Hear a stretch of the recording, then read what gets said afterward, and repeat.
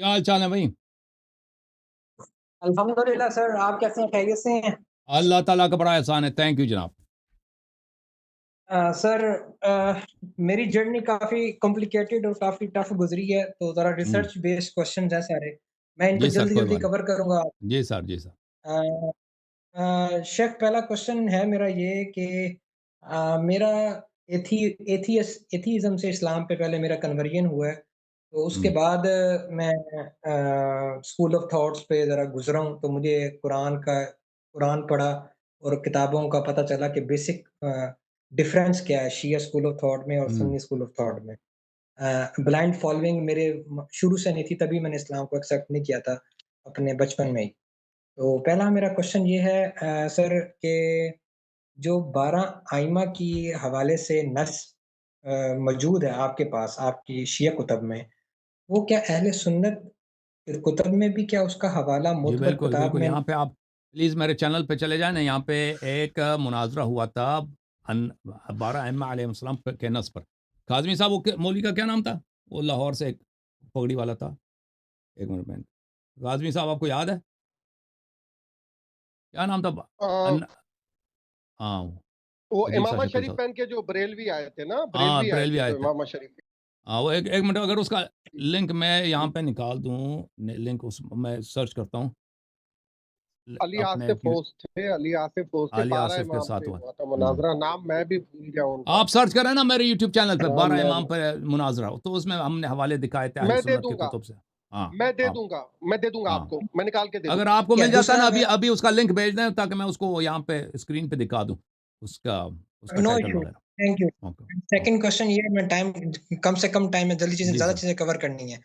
شیعہ مذہب میں سر اتنی خرابیاں کیوں ہیں؟ پرومیننٹ طور پر عوام کیوں اتنی جاہل اور دین سے دور ہے، جبکہ وہ اہل بیت سے کے نام سے وابستہ کرتی ہے اپنے آپ کو بچپن سے، بائی برتھ، اور جبکہ اہل سنت تھوڑا عملی طور پہ دین کے قریب نظر آتے ہیں، نماز وغیرہ کی پابندی کرتے ہیں۔ اللہ نہیں شیعت مرضی۔ میں یہ چیز نہیں ہے۔ یہ خرابیوں کی بیسک وجہ کیا ہے؟ روٹ کیا ہے اس کی؟ ہم نے جو دیکھا ہے نماز پڑھتے ہیں، یعنی ہم نے جہاں پہ ہم نے جن شیعوں کے ساتھ پلے بڑھے ہیں وہ سب نمازی تھے، ہم، یعنی ایسے افراد جو نماز نہ پڑھتے تھے کم تھے، یعنی بہت کم تھے۔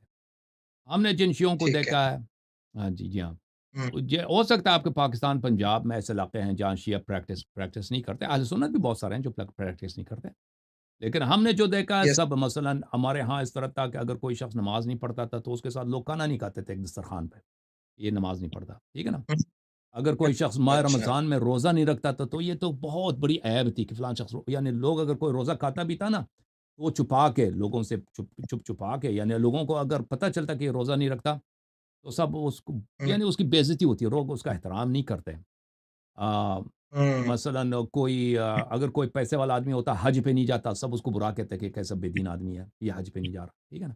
تو ہم نے جو دیکھا اپنی ٹھیک۔ آنکھوں سے دیکھا ہے کہ یہ آ، یعنی اس سر، زمانے میں لوگ کافی مذہبی تھے۔ اب دیکھیں لوگ بہت سارے جو یورپ گئے، امریکہ گئے، ٹھیک ہے نا، بہت سارے نوجوان جو ہے وہ سیکولر بن چکے ہیں، وہ صرف شیعوں میں نہیں اہل ہم، سنت میں بھی ہیں، لیکن مذہبی حضرات آج بھی بہت ہیں، خواتین ہیں جو بہت حجاب رکھتی ہیں، نمازیں پڑھتی ہیں، ہم، تہجد پڑھتی ہیں۔ بعض شیعہ فیملیز ایسی ہیں کہ ظاہر میں وہ مذہبی نہیں لگتے آپ کو، یعنی بہت ساری شیعہ ہم، فیملیز ایسے ہیں کہ ظاہر میں وہ بہت سیکولر لگتے ہیں، یعنی ان کے خواتین حجاب ہم، نہیں کرتے، لیکن وہی بہت ہی نمازی ہوتے ہیں، بہت ہی نمازی ہوتے ہیں، ہم، تہجد بھی پڑھتے ہیں، یعنی وہی خواتین جو حجاب نہیں صحیح۔ کرتی نا یہ عجیب ہے، حجاب نہیں کرتی لیکن تہجد ہم، وغیرہ سب وہ قرآن پاک کی تلاوت کرتے ہیں، عقیدہ ان کا بہت اچھا ہوتا ہے، بس وہ بعض امور میں وہ پریکٹس نہیں کرتے۔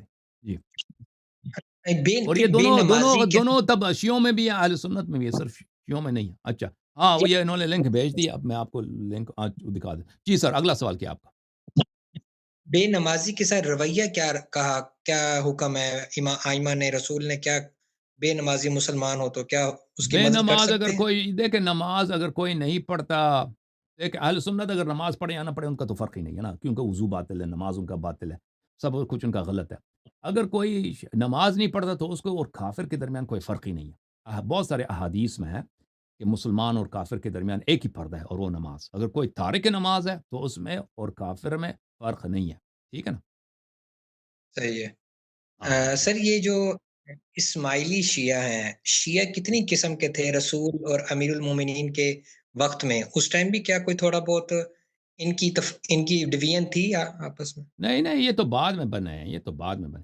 دیکھیں وہ 12 اماموں کا آپ پوچھ رہے تھے نا، میں آپ کو وہ دکھا دیتا ہوں، معاف کیجیے گا، یہ ہاں یہ ہے، یہ وہ ہے، یہ ہے وہ ڈیبیٹ، مناظرہ آپ کو عقیدہ واٹس ایپ پہ منصوص دے من دیا میں اللہ۔ نے لنک۔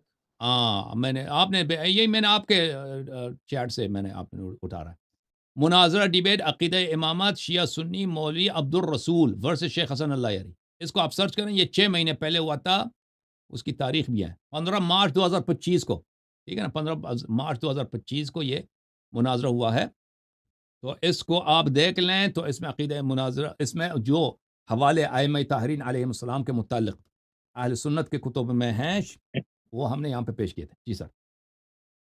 ہر وقت امام ہدایت کے لیے، رہنمائی کے لیے ہونا چاہیے، جی اب سر، ہمارے پاس ہماری رہنمائی اور ہدایت کے لیے پھر کیا ہے؟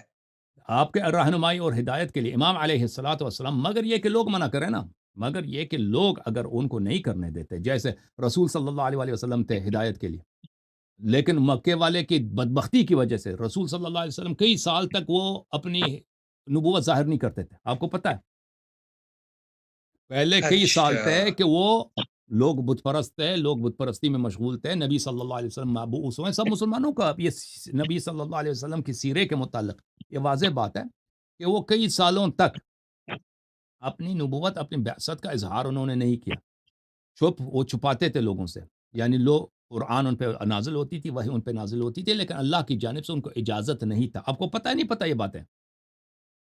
نہیں یہ بات نہیں پتا۔ یہ وہ نہیں بتا، اور بھائی یہ سب مسلمانوں کا عقیدہ ہے کہ نبی صلی اللہ علیہ وسلم کئی سال تک وہ چپکے سے، یعنی مخفی طور پر، پوشیدہ طور پر، بعض افراد جن پہ بھروسہ ہوتا تھا ان کو اسلام کی دعوت دیتے تھے، پھر کئی ایسے سال کے، ہی امام اب سن لیں بھائی، کئی سال کے بعد پھر ان کو اجازت ملی، فَاصْدَعْ بِمَا تُؤْمَرْ، یہ قرآن کی آیت نازل ہوئی کہ اب آپ علی العلن، آپ جو ہے اعلانیہ طور پر اب آپ دعوت دے دیں، پھر انہوں نے اعلانیہ طور پہ دعوت دی ہے، ٹھیک ہے نا، تو یہ پچھلے کئی سال تک وہ چھپاتے رہے، یعنی اپنی نبوت چھپاتے رہے لوگوں سے۔ کیوں ایسا کیا؟ کیونکہ دشمن ان کے بہت زیادہ تھے، خطرہ تھا، اس وجہ سے۔ تو امام علیہ الصلاۃ والسلام اگر لوگ دیکھیں، یہ لوگوں کی بدبختی ہے، لوگ اگر بدبختی کی وجہ سے نبی صلی اللہ علیہ وسلم کو تبلیغ دین نہ کرنے دیں، تو یہ نبی کی وہ نبی کی مائک پہ ہاتھ نہ مارو، بار بار شور ہوتا ہے۔ تو وہ نبی اوکے، صلی اللہ علیہ وسلم کی جو ہے وہ کیا نہیں ہے، نبی صلی اللہ علیہ وسلم کی تقصیر، قصور نہیں ہے، وہ کس کی قصور ہے؟ وہ لوگوں کی قصور ہے۔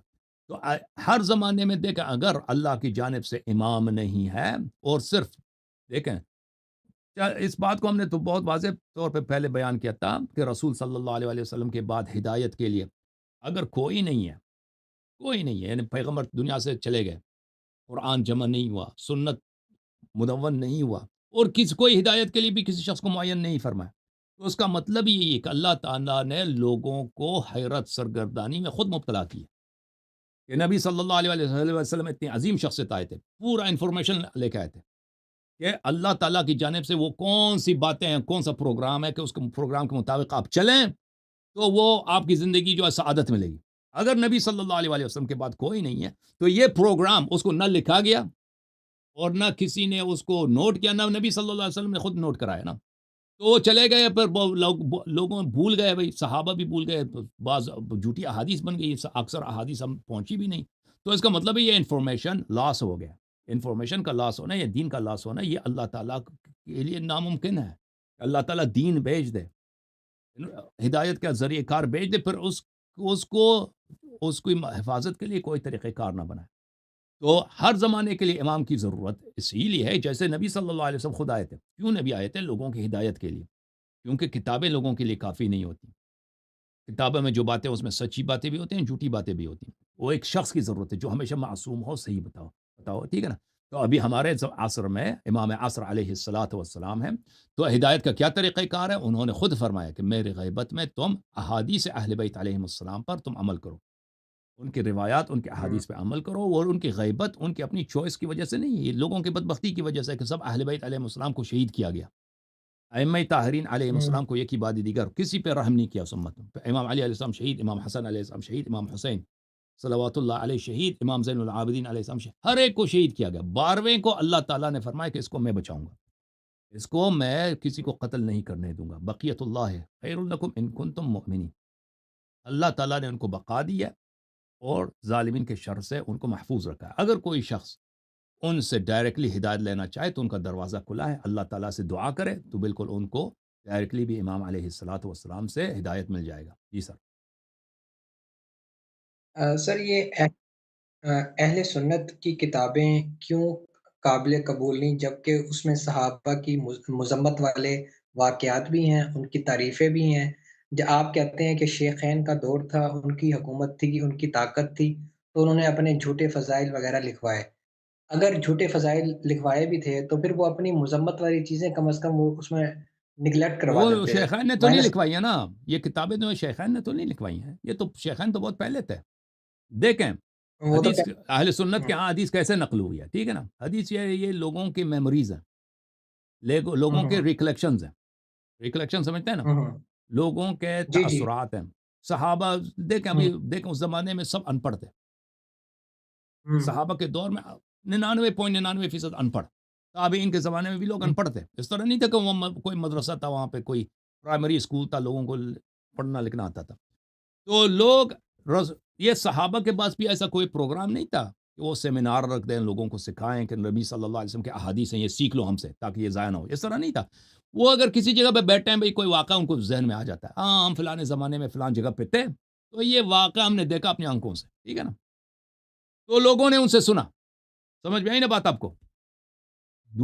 جو صحابی نہیں ہے تابعین ہیں، انہوں نے ان سے سنا.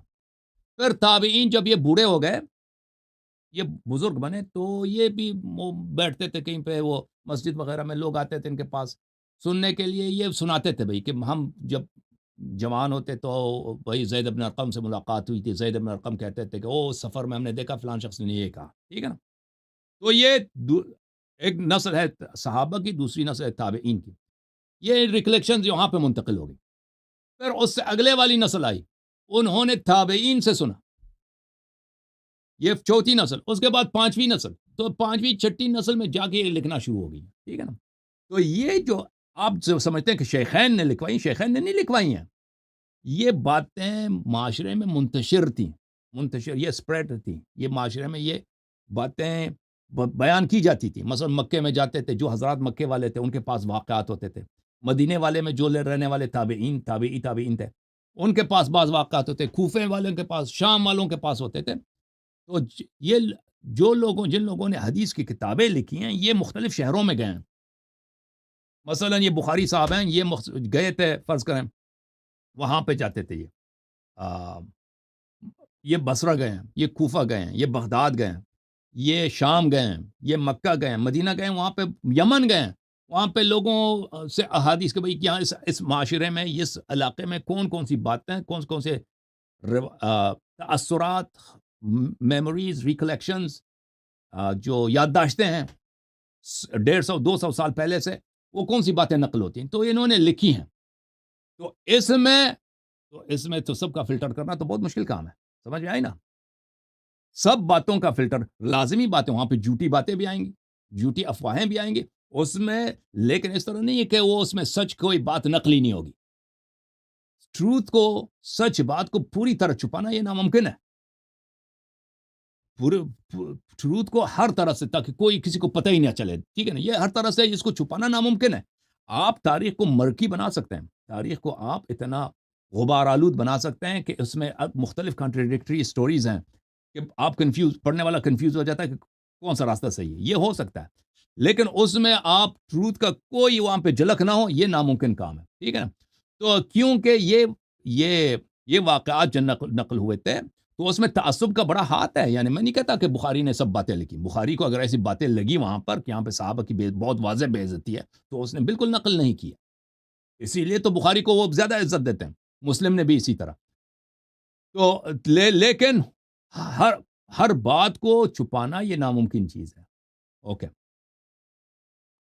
مراجع کرام پر آپ اتنا تبرہ کیوں کرتے ہیں جبکہ وہ فلسطین میں ایک مظلومین کی مدد کا کردار ادا کر رہے ہیں، جہاد کی اور صورت میں دیکھیں کہا جائے یا فلسطین تقویٰ. کا سب سے زیادہ حمایتی خود کافر ہیں بھائی. اگر آپ دیکھیں نا فلسطین کا سب سے زیادہ حمایتی کون ہے؟ فلسطین کا سب سے زیادہ काफ़ी حمایتی جو ہے ہاں آپ دیکھیں وہاں پہ آپ لوگ یہ بیوقوف سمجھتے ہیں کہ مسلمان حمایت کر رہے ہیں یا شیعہ حمایت کر رہے ہیں. یہ شیعہ جو ہے نا یہ صرف مشرق وسطیٰ میں ایک نعرہ بازی کے حد تک صحیح ہے، اور کچھ اسلحہ وغیرہ انہوں نے پولیٹیکل پارٹیز بنائی ہیں، یہ حماس وغیرہ، ان کی وجہ سے کافی فلسطینیوں کی جو بربادی ہوئی آپ کو پتہ ہے. یہ جو انہوں نے جو 7 اکتوبر کو کام کیے ہیں اس کی وجہ سے بہت بربادی ہوئی ہے یعنی. لیکن فلسطین کے اصل جو سپورٹر ہیں وہ مغرب میں ہے، یعنی امریکہ میں. فلسطین خود امریکہ، یعنی فی الحال ابھی آپ دیکھیں امریکہ جو ہے نا عملی طور پر امریکی گورنمنٹ کی میں بات کر رہا ہوں، یہ اسرائیل کے ساتھ بالکل شریک ہے، شریک جرم ہے جو کچھ غزہ میں ہو رہا ہے. امریکہ کے پیسے سے ہو رہا ہے، امریکہ کے سپورٹ سے ہو رہا ہے، اور امریکہ کے حمایت سے ہو رہا ہے. وہاں پہ اسرائیل جو بھی کچھ کر رہا ہے نا، ایران کے ساتھ اگر حملہ کیا، لبنان پہ حملہ کیا، تو وہ سب امریکہ اس میں اس کے ساتھ ہے، یہ امریکی گورنمنٹ. لیکن اگر آپ امریکہ میڈیا پہ آ جائیں، امریکی عوام پہ آ جائیں، امریکی سوشل میڈیا پہ آ جائیں، تو عجیب غوغا ہے، عجیب غوغا ہے. یعنی بہت واضح اکثریت فلسطینیوں کے سپورٹ میں ہے. اور اسی طرح کینیڈا میں چلے جائیں، اسی طرح آپ یورپ میں چلے جائیں، فلسطینیوں کی اکثریت بہت ہے. تو فلسطینی کاز کی حمایتی تو بہت زیادہ ہیں. سب سے پیچھے جو ہیں عرب اور مسلمان ہیں، عرب اور مسلمان، کیونکہ وہ قریب ہیں اور وہ بہت مدد کر سکتے ہیں. مصر کی اتنی بڑی فوج ہے، ترکی کی اتنی بڑی فوج ہے، سعودی عرب بالکل ساتھ ہے. تو یہ بہت کام کر سکتے ہیں. دیکھیں اگر اور یہ لوگ جو اچھے کام کرتے ہیں، ہم ان کی اگر کوئی مرجع اچھا کام کرتا ہے تو اس کا مطلب یہ نہیں کہ ہم اس کے مخالف ہیں، لیکن اس کے اچھے کام کی ہم حمایت کریں گے نا. اگر کوئی مرجع کہتا ہے کہ بھئی فلان چیز غلط ہے اور میں اس کو صحیح کرنا چاہتا ہوں، ہم اس کی مخالفت نہیں کریں گے. لیکن اس کا مطلب یہ نہیں کہ اس کی باقی باتیں بھی صحیح ہیں. مرجعیت بذات خود، دیکھیں یہ ہم کسی ذاتی انا کی وجہ سے مرجعیت کے مخالف نہیں ہیں. میرے چینل پہ آپ چلے جائیں، پورا پلے لسٹ ہے، پتہ نہیں 40 کتنے پروگرامز ہے تقلید مرجعیت کے رد میں. یہ ایک بدعت ہے، ٹھیک ہے نا. فرض کریں کہ ایک بہت بڑا عالم گزرا یورپ میں، اس کا نام ہے لوتھر کنگ. لوتھر جو تھا ایک عیسائی عالم تھا، اس نے یہودیت کے رد میں بہت ساری کتابیں لکھی. اب ایک مسلمان کی حیثیت سے اس نے یہودیوں کی مخالفت کی، اس کی بہت کتاب، شاید میں اس کی حمایت کروں، لیکن اس کا مطلب یہ نہیں کہ اس کی ساری باتیں صحیح ہیں. لوتھر کی بہت ساری باتیں ہیں جو غلط ہیں، مانتے نہیں. عیسیٰ علیہ السلام کو اللہ کا بیٹا مانتا ہے، ٹھیک ہے نا. مراجع اگر کوئی صحیح کام انجام دیں تو بالکل وہ صحیح ہے، لیکن اس کا مطلب یہ نہیں بقیہ باتیں ان کی صحیح ہیں. ان کی خود مرجعیت باطل ہے. میرا ایک پورا پلے لسٹ ہے بھائی، دیکھ لو اپنی سے. میں اور مسلمانوں، پاکستانیوں، تم کتنے سادہ ہوشی ہو. میں مرجعیت ولایت فقیہ کی مخالفت اس لیے نہیں کرتا کہ وہ ان کو مجھ سے کوئی ذاتی دشمنی ہے. میرا ذاتی فائدہ اس میں ہے کہ میں مرجعیت کی تائید کروں. اگر میں مرجعیت کی تائید کروں گا تو میرے پاس کروڑوں کے حساب سے پیسے آئیں گے. میں کروڑ پتی بن جاتا 10 سال پہلے، 15 سال پہلے، کیونکہ عالم تشیع میں معذرت کے ساتھ عربی زبان میں میرے مناظرات، عربی زبان والے بھی مجھے بہت کانٹیکٹ کرتے ہیں کہ آپ کیوں نہیں آ رہے ہیں، کیونکہ عربوں میں آپ جیسا کوئی نہیں ہے، یا فارسی زبان میں، اردو زبان، انگلش. دیکھیں جو باتیں میں کر سکتا ہوں، جو خدمت میں کر سکتا ہوں، دوسرے نہیں کر سکتے. یہ شیعہ مولوی حضرات، اگر میں ان کی بدعات پر خاموش رہتا تو یہ میں تو کروڑ پتی بنتا، میرے پاس کوئی پرابلم نہ ہوتا. لیکن یہ میرے لیے بہت مشکل ہے نا. یہ تو اگر میں ان کی بدعت پہ خاموش رہوں تو یہ مجھ پہ اللہ اور رسول صلی اللہ علیہ وسلم کی لعنت ہوگی. آپ میرے چینل پہ چلے جائیں، وہاں پورا پلے لسٹ ہے. ولایت فقیہ کیوں کفر ہے، مرجعیت کیوں کفر ہے. یہ دیکھیں اگر کوئی شخص اس کا عقیدہ کافرانہ ہے، اس کے فتوے کافرانہ ہے، وہ فلسطینیوں کی حمایت کر لیتا ہے، ٹھیک ہے نا. آپ کہتے ہیں یہ اچھا کام ہے، وہ کام اچھا ہے. اس کا مطلب یہ نہیں کہ اس کے دوسرے کام بھی اس کو ہم بھول جائیں. سمجھ میں آ رہی نا بات آپ کو. اور پھر شیعوں کے لیے فلسطین کی کاز کی اتنی اہمیت نہیں ہے. شیعوں کو یہ سمجھنا چاہیے، شیعہ جو ہے فلسطین کی نہ حمایت کر سکتے ہیں، نہ ابھی تک ان کا کوئی مؤثر. دیکھیں شیعوں کو بہت بڑکایا گیا ہے کہ فلسطین کاز کی حمایت کریں. اور لبنانی شیعہ جو اسرائیل کے پڑوسی ہیں، انہوں نے بہت قربانی دی ہے، برباد ہوئے، کئی دفعہ برباد ہوئے. ابھی جو ہے نا، ابھی 2024 میں اسرائیل نے بالکل تباہ کر دیا شیعہ علاقے. پاکستانیوں کو نہیں پاکستانیوں کو کیا معلوم، ان کو کیا فکر ہے. اگر آپ کے شہر میں جو شیعہ علاقے ہیں کراچی میں، یہ اگر بالکل بمبارڈ ہو جائیں، تباہ ہو جائیں، پھر آپ کو اندازہ ہوگا کہ اس کا کیا مطلب ہے. جنوبی بیروت تباہ ہو چکا ہے، جنوب لبنان تباہ ہو چکا ہے، اور وہاں پہ بے شمار ایتام ہیں، بے شمار بیوائیں ہیں بیچارے. کس لیے؟ یہ فلسطین کاز کے لیے. دیکھیں میں ایک شیعہ کی حیثیت سے کہہ رہا ہوں کہ یہ فلسطین دیکھیں مظلوم ہے، میں نہیں مانتا ہوں مظلوم ہے، لیکن یہ ہمارے لیے کوئی پرائمری کوئی حیاتی جنگ نہیں ہے. یہ کس کو لڑنا چاہیے؟ ترکی کو لڑنا چاہیے، یہ سعودی عرب کو لڑنا چاہیے، یہ مصر کو لڑنا، ان کو کرنا چاہیے. کیونکہ ان کے یہ اگر فلسطین آزاد بھی ہو جاتا ہے نا، اسرائیل کل ختم ہو جاتا ہے، یہاں پہ ایک عرب ملک بن جاتا ہے فلسطین، یہ شیعہ ملک نہیں ہوگا.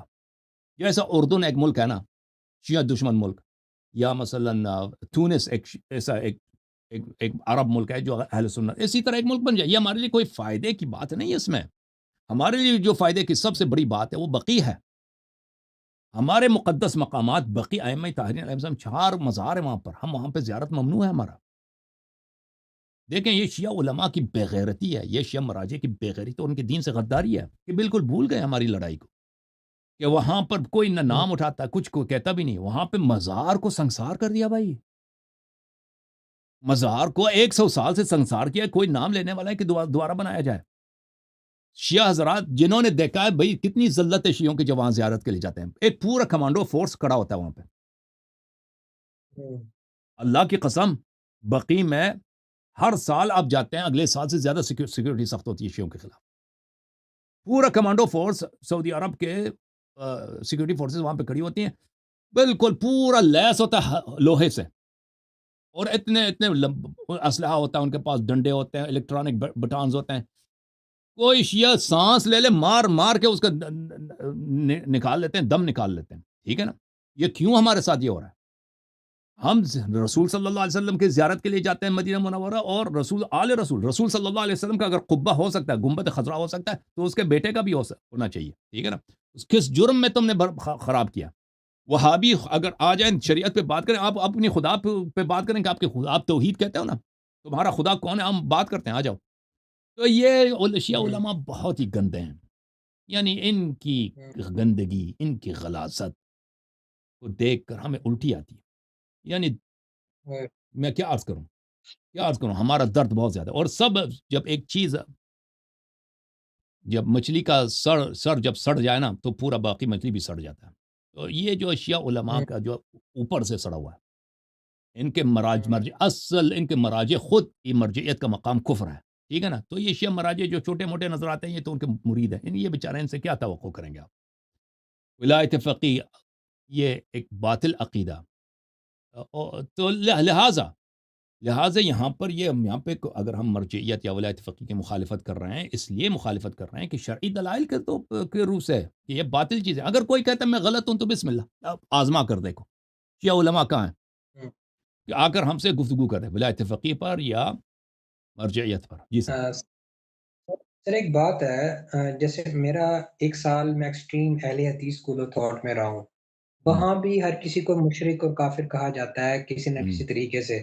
میں نے آپ کو ذرا آبزرو کیا، میں اسٹریٹلی بتا رہا ہوں، آپ بھی سب کی تکفیر کر رہے ہیں، سب کی. یہ غلط نہیں ہے کیا خوارج کی اور طرح؟ رسول صلی اللہ علیہ وسلم نے خود فرمایا نا کہ میرے امت کے 73 فرقے ہوں گے، سب جہنم میں سوائے ایک فرقے کے.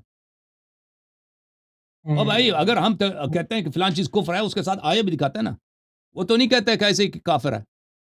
اگر وہ کوئی شخص رسول اللہ صلی اللہ علیہ وسلم کی سنت کو حجت نہ مانے تو اس کو میں کیا کہہ دوں یہ مسلمان ہے، یہ بہت بہترین مومن ہے.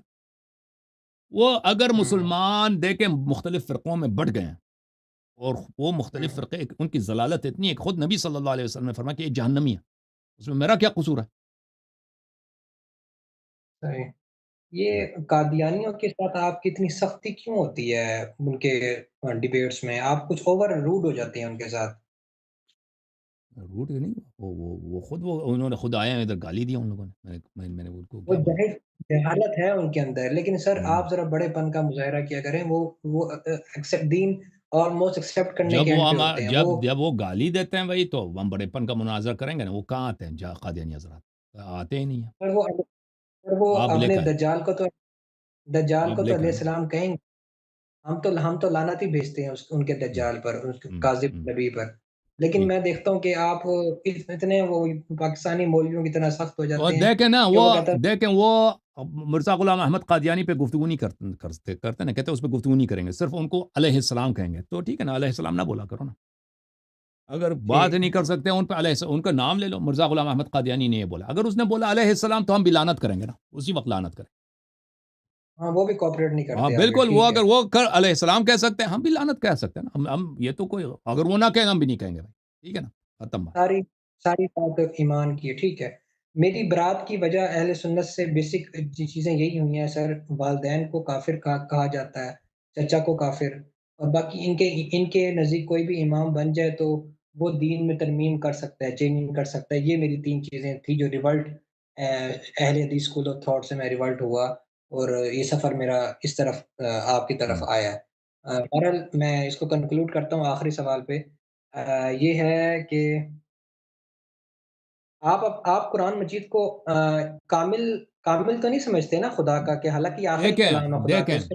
دیکھیں دیکھیں یہ قرآن مجید سے پہلے بھی کتب آئی ہیں، قرآن مجید پہلا کتاب نہیں اللہ کا، تورات بھی اللہ کا ہاں جی. کتاب ہے، انجیل بھی کتاب ہے، امتوں نے کیا کیا ان کے ساتھ؟ چینج کیا نا، ہوں، یہ تو قرآن میں ہے کہ ہوں، انہوں نے چینج کیا۔ اب قرآن مجید کے متعلق اکثر مسلمان، چاہے شیعہ چاہے جماعت اہل سنت، ان کا عقیدہ یہ ہے کہ اس میں کوئی چینجز نہیں ہوئی، کوئی چیز لاس نہیں ہوا ہے۔ اب ان سے پوچھیں کہ چلیں قرآن کامل ہے، سنت کے متعلق کیا کہتے ہو؟ سنت میں لاس ہے، سنت جو ہے مفقود ہوئی ہے، وہ تو سب کو پتہ ہے کہ سنت کا 1000واں حصہ بھی مسلمانوں کے پاس نہیں ہے۔ 23 سال رسول صلی اللہ علیہ وسلم نے خطبے دیے ہیں، باتیں کی ہیں، عبادتیں کی ہیں، دعائیں پڑھی ہیں، نصیحتیں کی ہیں، چلیں پھریں اعمال، وہ تو اس میں سے 1000واں حصہ بھی نقل نہیں ہوئی نا۔ سنت کا لاس تو بہت واضح ہے، پتہ ہے آپ کو؟ کوئی سن رہے ہیں؟ جی جی. تو یہ پہلی بات یہ ہے کہ اگر سنت لاس ہوا ہے تو اس کا مطلب ہے کہ وہ انفارمیشن، وہ ہدایت جو اللہ نے بھیجا وہ لاس ہوا ہے، ہمیشہ کے لیے لاس ہوا ہے، ٹھیک ہے نا۔ اس کے بعد قرآن مجید کے، آپ جو کہتے ہیں قرآن مجید کامل ہے، وہ قرآن مجید کی تفسیر کی تو بات نہیں کر رہے، الفاظ کی بات کر رہا ہے نا۔ الفاظ کہتے ہیں الفاظ کامل، تفسیر کے متعلق پوچھتے ہیں، یہ رسول صلی اللہ علیہ وسلم جو قرآن کی تفسیر فرماتے تھے، وہ تفسیر کہاں ہے؟ وَيُعَلِّمُهُمُ الْكِتَابَ، رسول صلی اللہ علیہ وسلم کی شان یہ ہے کہ وہ قرآنی آیات کو لوگوں کو سناتے ہیں۔ بھائی وہ جب قرآن کے سناتے تھے، مطالب سمجھاتے تھے، تفسیر سناتے تھے، وہ کہاں ہے؟ وہ تو سب لاس ہے نا۔ یعنی قرآن کا میننگ، معصوم میننگ، قرآن کی معصوم جو رسول صلی اللہ علیہ وسلم بغیر خطا کی وہ مسلمانوں نے کھو دیا، ختم ہے جی، نہیں ہے، ہمیشہ کے لیے نہیں ہے۔ کہتے ہیں سر الفاظ ہے، چلیں الفاظ ہیں، الفاظ اگر ہیں اس میں سے کتنے محکم ہیں، کتنے متشابہ ہیں؟ حقیقت یہ ہے کہ اکثر قرآن کریم متشابہ ہے، خود قرآن کہہ رہے ہیں منہ آیات محکمات، اس میں سے کچھ آیت محکم ہے، وَأُخَرُ متشابہات، باقی سب متشابہ ہے۔ یعنی جو قرآن کے پاس آپ کہتے ہیں الفاظ بچے ہیں، ہمارے پاس الفاظ ہیں، تو یہ الفاظ اکثر جو ہیں کیا ہیں؟ یہ متشابہ ہیں۔ اس کا کیا مطلب ہے؟ اس کے مطلب اصلی مطلب کسی کو نہیں معلوم، متشابہ ہے۔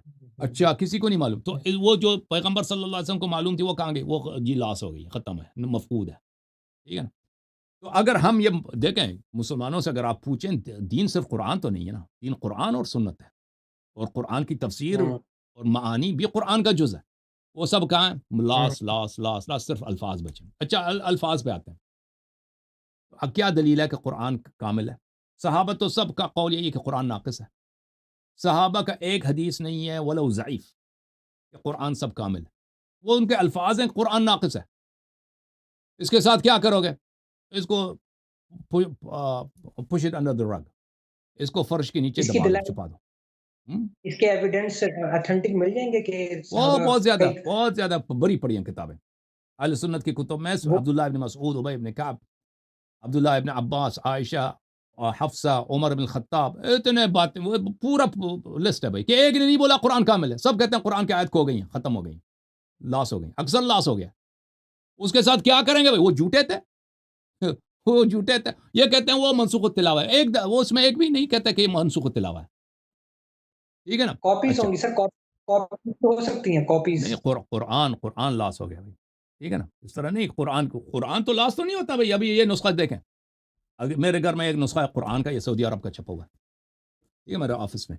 اب جو ہے آپ کے گھر بھی ہے نا، سب کے گھر، آپ کے گھر پاکستان کا چھپا ہوا ہے یا انڈیا کا چھپا ہوا ہے، اگر یہ فرض کریں یہ نسخہ جو ہے لاس ہو جاتا ہے، شہید ہو جاتا ہے، دریا میں گر جاتا ہے، کہیں ہو جاتا ہے، ٹھیک ہے نا، پرانا ہو جاتا ہے، ہم دفن کر لیتے ہیں فرض کریں، تو اس سے کیا ہو، قرآن کاپیز اگر لاس ہو جائے تو قرآن تو لاس نہیں ہوتا نا، کاپیز کی بات نہیں ہو رہی ہے، قرآنی آیات کی وہ لاس کہتے کی ہیں بات ہو رہی ہے کہ یہ لاس ہو گئی ہیں، یعنی گم ہو گئی ہیں ہمیشہ کے لیے، تو پھر یہ کیا جھوٹ کہہ رہے تھے؟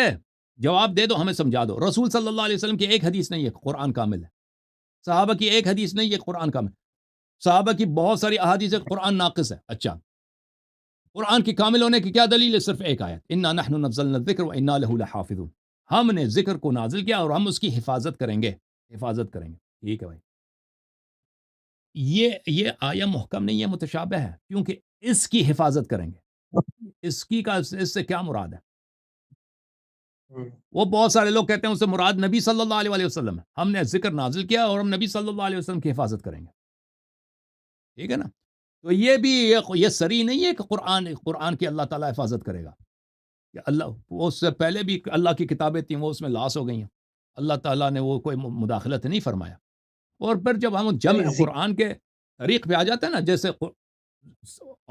ابو بکر کے زمانے میں زید بن ثابت نے قرآن جمع کرنے کی کوشش کی، تو ہوں، واضح طور پہ وہ کوئی علمی طریقہ نہیں تھا، ہاں جی، وہ ایسا طریقہ ہے کہ اس پہ کوئی شخص مطمئن نہیں ہو سکتا کہ اس سے کوئی لاس وارد نہیں ہو، جیسے اس نے خود طریقہ بتا دیا، اور پھر میں آپ کی خدمت میں عرض کروں کہ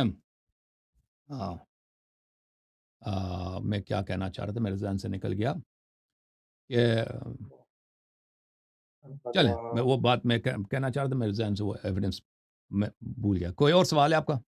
چلیں لاسٹ جی، ہے میرا، آپ لاسٹ ہے، کتنے دوسرے کو جانے لے لیں دو بھائی، ٹھیک ہے نا، اوکے، میں چھوڑ میں نے کہا یہ ہمارے آئمہ کتنے اماموں نے شیخین کی مذمت کی ہے یا کافر ان کو کہا ہے یا لعنت کی سب نے بالاجماع، اوکے، بس میں چلتا ہوں، ان دو چیزوں کے ایویڈنس مجھے واٹس ایپ پہ کروا دیں۔ جی سر، آپ شیعہ لڑکوں سے پوچھیں، آپ کو مل جائے گا، وہ کوئی مشکل نہیں، انٹرنیٹ پہ سر سر بھی کریں بہت، پاکستان میں میرا آخری شکوہ میں لیو کر رہا ہوں، پاکستان میں سر چاہے سنی اسکالر ہو چاہے شیعہ اسکالر ہو، میں ان وہ سے اسکالر کو چھوڑیں، تنگ آ اسکالر کو ہاں گولی جی، ماریں، بہت اسکالر کو کیا ہے، بہت اسکالر کو چھوڑیں، اسلام کی ساری شرارت اسکالرز کی وجہ، مولویوں کی وجہ سے، اوکے، تھینک یو، مولوی اللہ یعنی حافظ۔ شر، تھینک یو سر، اللہ آپ کو جزائے خیر دے میرے بھائی۔